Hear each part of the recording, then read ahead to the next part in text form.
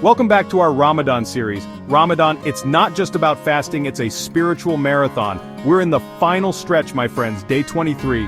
The clock is ticking and the finish line is in sight.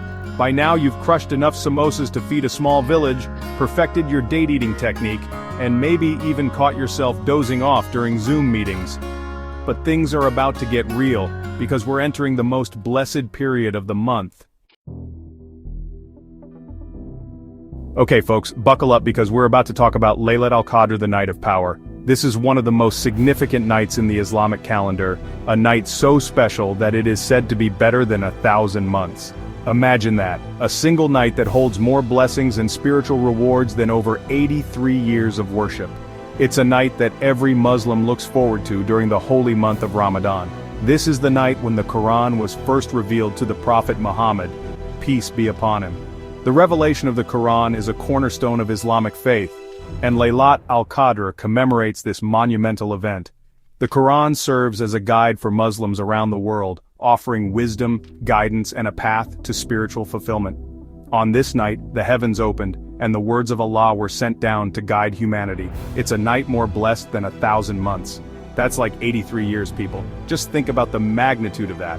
One night of sincere worship, prayer, and reflection can bring you rewards that are unimaginable. It's an opportunity to seek forgiveness, to make heartfelt supplications, and to draw closer to Allah in a way that is unparalleled. Think about it. You could spend your entire life praying, fasting, doing good deeds, and it wouldn't compare to one night of sincere worship on Laylat al-Qadr. This is why Muslims around the world dedicate themselves to extra prayers, recitation of the Quran, and acts of charity during the last 10 nights of Ramadan, hoping to catch this blessed night. It's like the Super Bowl of Ramadan, but instead of a Lombardi trophy, you're vying for divine blessings and forgiveness. The atmosphere in mosques is electric, filled with the hum of prayers and the soft rustle of Quran pages being turned. Families come together, communities unite, and the sense of spiritual camaraderie is palpable. So how do we find this elusive night? The Prophet Muhammad, peace be upon him, advised us to seek it in the odd-numbered nights of the last 10 days of Ramadan. This means it could be the 21st, 23rd, 25th, 27th, or 29th night. The exact date is unknown, which encourages Muslims to increase their worship and devotion throughout these final nights. Well, it's hidden within the last 10 nights of Ramadan, and no one knows the exact date. This adds an element of mystery and excitement as everyone strives to maximize their worship during this period. Many people engage in itikaf, a spiritual retreat in the mosque, dedicating themselves entirely to prayer and reflection. It's like a divine game of hide and seek, but the prize is priceless.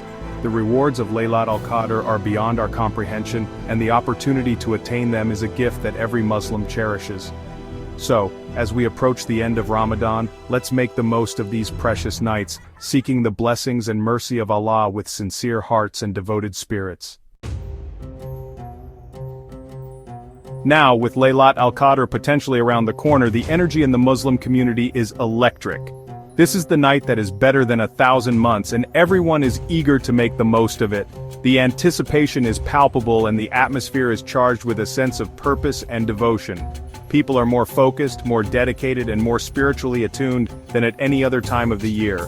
Mosques are packed for night prayers known as Taraweeh. These prayers are special because they are only offered during the month of Ramadan. The recitation of the Quran during Taraweeh is a unique experience, as the entire Quran is completed over the course of the month. The sense of unity and community is strong, as people from all walks of life come together to worship. We're talking shoulder to shoulder, standing room only. The mosques are so full that people spill out into the courtyards and even the streets. It's a beautiful sight to see so many people gathered for the sole purpose of worship. The sense of brotherhood and sisterhood is overwhelming, and it serves as a reminder of the strength and unity of the Muslim community. And then there's Qiyam-ul-Layl, the night prayer specifically offered during the last 10 nights. These prayers are even more intense and spiritually uplifting. People stay up late into the night, sacrificing their sleep to seek the blessings and mercy of Allah. The last 10 nights are considered the most sacred, and everyone wants to make the most of this precious time. It's like the after party of Taraweeh, except instead of dancing, you're pouring your heart out to the Almighty. The atmosphere is serene and peaceful, yet charged with a sense of urgency.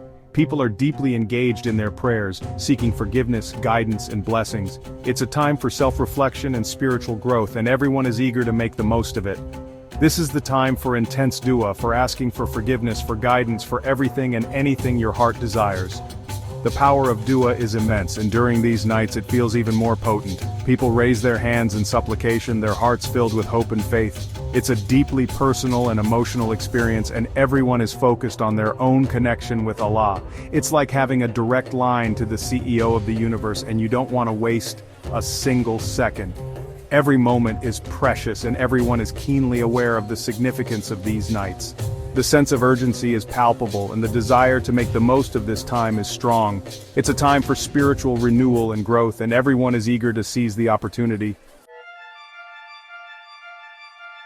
Speaking of maximizing these last 10 nights, let's talk about itikaf. Imagine this. You check out of the real world and check into a mosque. You disconnect from your phone, your social media, your daily grind, and you just focus on connecting with your Creator. It's like a spiritual detox, a chance to hit the reset button on your soul. No distractions, just you and your faith. It's not for the faint of heart, but the rewards are immeasurable. Now let's talk about forgiveness. We all make mistakes, right? Well, Ramadan is the perfect time to clear the slate.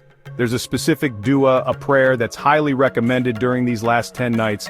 Oh Allah, you are the most forgiving, you love to forgive, so forgive me. It's short, it's simple, but it's incredibly powerful. Repeat it after me, again. See, it's like spiritual WD-40, loosening up all those rusty hinges of regret and guilt. But it's not just about asking for forgiveness, it's also about giving back.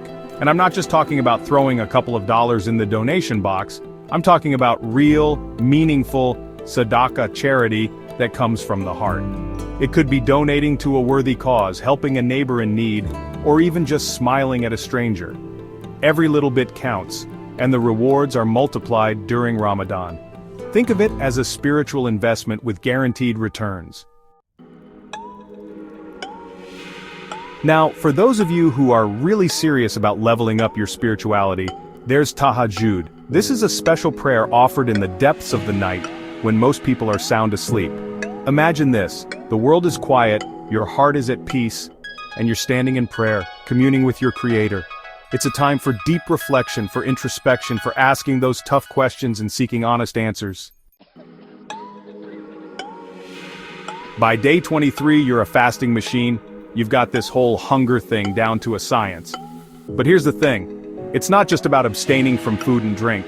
It's about abstaining from negativity, from gossip, from all the things that weigh down your soul.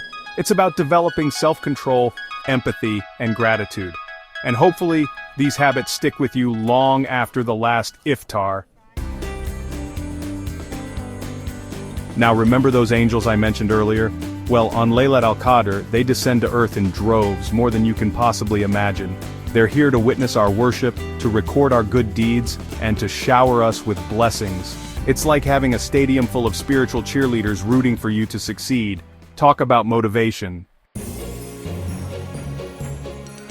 As we approach the end of Ramadan, it's time to start thinking about Zakat al-Fitr. This is a special charity given at the end of Ramadan to purify our fasts and ensure that everyone, regardless of their financial situation, can celebrate Eid with joy. It's like a spiritual income tax, but instead of lining the pockets of the government, you're directly helping those in need. As we reach the end of this spiritual journey, we find ourselves reflecting on the profound experiences and lessons we've encountered. Ramadan is not just a month of fasting, it's a time of deep spiritual renewal and heightened awareness. It's a period where we consciously strive to purify our hearts and minds, to reconnect with our faith, and to strengthen our bonds with our community. The goal is to carry the lessons of Ramadan with us, to let them permeate our daily lives. The sense of unity we feel when we gather for iftar, the joy of breaking fast together, and the compassion we show by sharing food with those in need, these are not just rituals for a single month. They are practices that should inspire us throughout the year. It's like going to the gym. You don't just work out for a month and then go back to eating chips on the couch. The physical discipline we develop during Ramadan is a metaphor for the spiritual discipline we aim to maintain. Just as we wouldn't abandon our physical health after a month of exercise, we shouldn't abandon our spiritual health after Ramadan. You don't just work out for a month and then go back to eating chips on the couch. Instead, you strive to maintain those healthy habits, right? The same principle applies to Ramadan. The spiritual practices we've cultivated, prayer, reflection, charity, are meant to be sustained. You maintain those healthy habits, right? Same thing with Ramadan. The discipline, the mindfulness, the acts of kindness, these are the elements that should continue to shape our lives. By doing so, we ensure that the essence of Ramadan remains with us, guiding us in our daily actions and decisions. We've spent the last month strengthening our connection with God, with ourselves, and with our communities. This journey has been about more than just abstaining from food and drink. It's been about nurturing our souls, seeking forgiveness, and striving to be better individuals. The prayers we've offered, the moments of meditation, and the acts of charity we've performed, these are the foundations of a spiritually enriched life. Now it's time to hold on to that spiritual high, to keep striving, to keep growing, and to keep making the world a better place. The end of Ramadan is not the end of our spiritual journey. It's a new beginning. It's an opportunity to carry forward the lessons we've learned, to continue our personal growth, and to contribute positively to our communities, to keep making the world a better place. By holding on to the values of compassion, generosity, and self-discipline, we can make a lasting impact. Let's embrace this heightened spiritual awareness and let it guide us in our efforts to create a more just, peaceful, and loving world. That's it for today. We hope you found these insights about day 23 of Ramadan enlightening. Remember, we're in the final stretch, folks. The finish line is in sight. Let's make these last few days count. Don't forget to like, share, and subscribe for more content. See you next time.